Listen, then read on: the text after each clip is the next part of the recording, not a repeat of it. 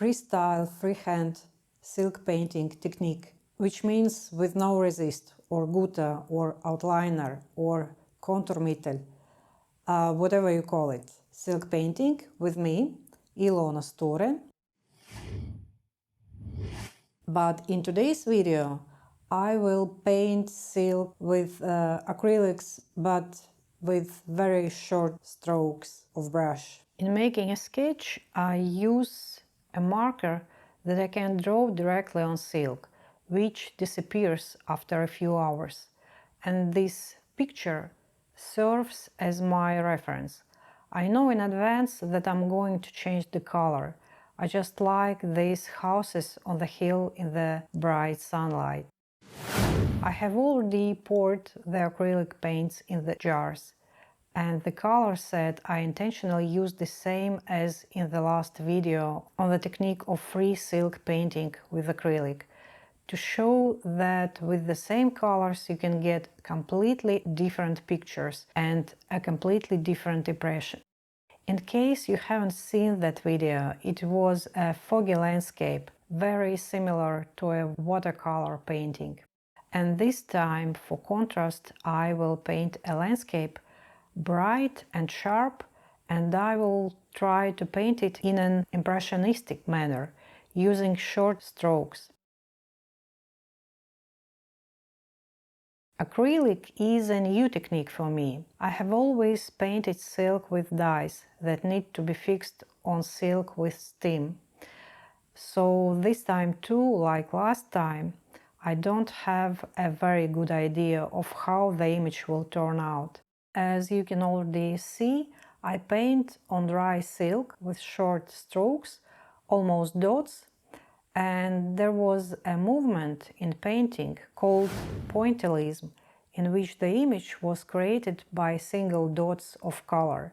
Paul Signac and Georges Seurat developed it, branching off from the Impressionists. I don't really have dots, but rather short strokes.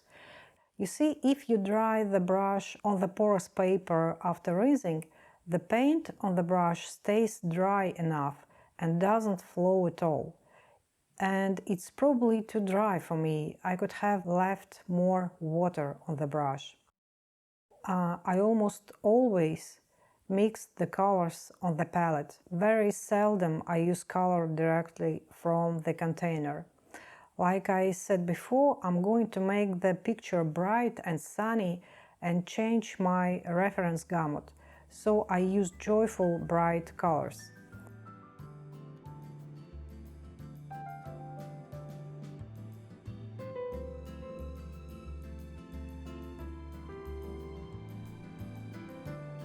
I'm filling in the free space between the strokes.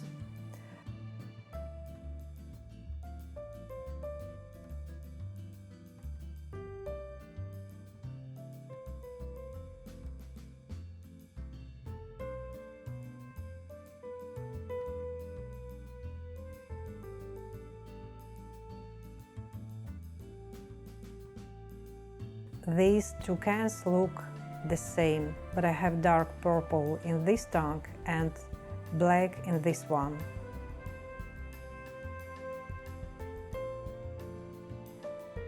And now the video will be speed up a bit, so that it doesn't get too long. But I think that the main principle of short strokes is already clear.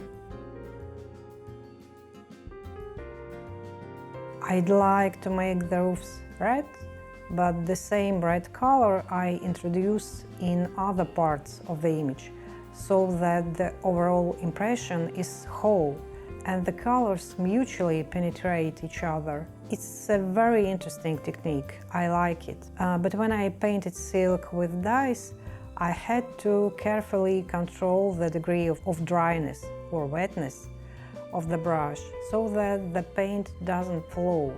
But with acrylic it's much easier to control, because it's quite dense itself. All in all, this time it doesn't look so much like watercolor, but like a gouache. And just as I implemented the color of the roofs into the walls, I also painted the hill and the grass on it with the color of the wall.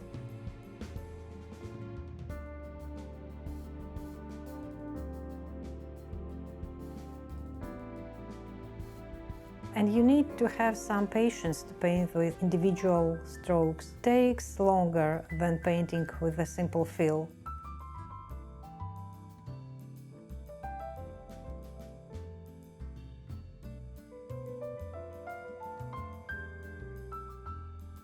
Overall, this technique is so airy, shimmering, it feels like the air is vibrating.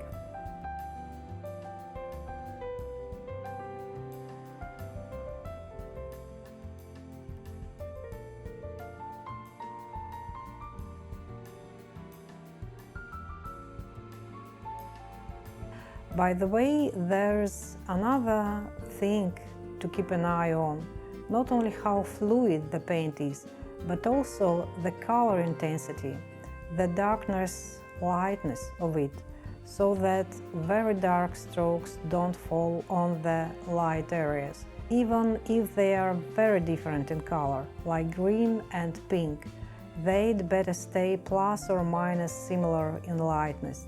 And I see some strokes that I wanted to be lighter.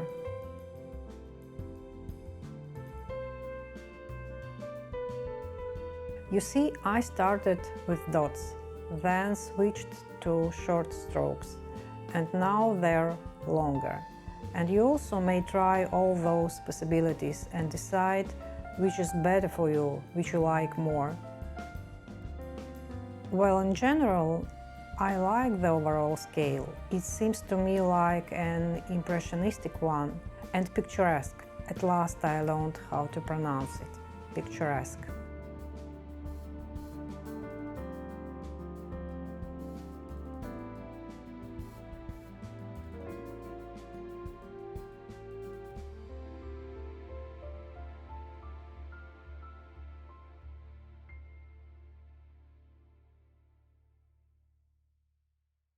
And the sky. I think I should paint it with a wetter brush and let the strokes flow into each other. The upper part of the sky is a little out of frame.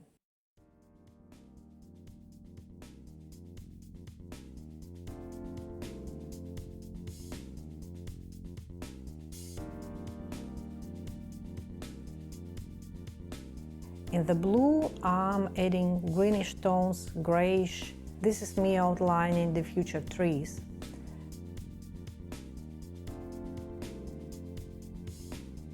Here I jumped a little. I wanted to combine these individual points. And I add a little pink to the color of the sky.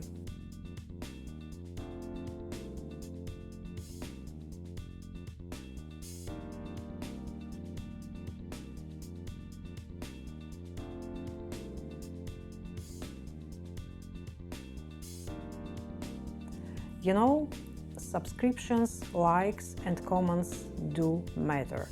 Every feedback you give is welcomed and helps the channel grow, and thank you. And there is another technique of repainting silk without resist, gutta, and you see how different these are, even though I used the same colors.